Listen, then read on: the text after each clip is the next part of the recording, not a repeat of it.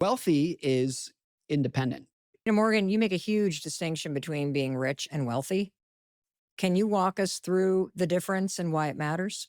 I think if you are rich, that by my definition, that means that you have the money in the bank, you can buy the things that you want. Wealthy is independent. It's money in the bank that you're not spending. It is money, it's things that you have not purchased. It's savings, it's investments that's sitting there, not being spent, but it's giving you independence. It's giving you financial independence and psychological independence, where you can live your life in your way without chasing what you think other people want out of you.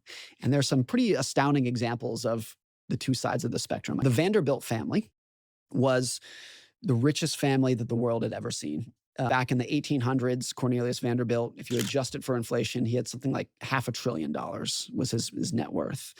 And some of the other very wealthy families, the Carnegies, the Rockefellers, did a pretty good job at giving most of their money away to charity. The Vanderbilts basically said, we're going to give it all to our kids and our grandkids and our great grandkids. And their job is to live the biggest, most ostentatious life that you can possibly imagine. And the biographies that came from there of those Vanderbilt heirs would show, I think, without exception, that every single one of them was miserable. Hmm. These are, if you were a Vanderbilt heir in the early 1900s, the day that you were born, you got $500 million trust fund. And the only thing that was ever expected out of you in life was that you spend as big as you possibly can. And every single one of them was miserable. There's a book called Fortune's Children, written by one of the heirs. His name is Arthur Vanderbilt. And he talks about the history of his ancestors. And it is one of the saddest books I've ever read, because these people are people who maybe you and I and people listening would look at and say, you're so lucky. I can't believe how lucky you got. You just got $1 billion the day you were born. And you read it and you say, like, I would never want that life, because they were very rich. They were the richest people in the world, but they had no independence. Everything was dictated about, even including who they were allowed to marry, was dictated by kind of the social circle of their family.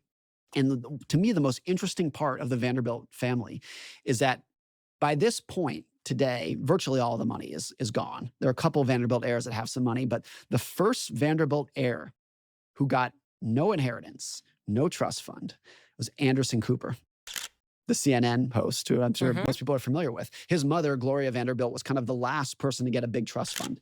And Anderson Cooper has talked about this, that being the first Vanderbilt heir who didn't get much money was probably a good thing. He was the first person in his family in like 150 years who was told, you have to go figure it out for yourself. You have to build your own career, make your own money, figure out your own way. And he's talked about this, like he's probably the happiest person in his career. Not that he's had a perfect life, but he's probably one of the happiest. And I think that is, again, like if you look at the richest people, because the Vanderbilts were the richest people in the world and they had no wealth by my definition. They had no independence. They had no ability to live their own life. I think that's the difference between rich and wealthy.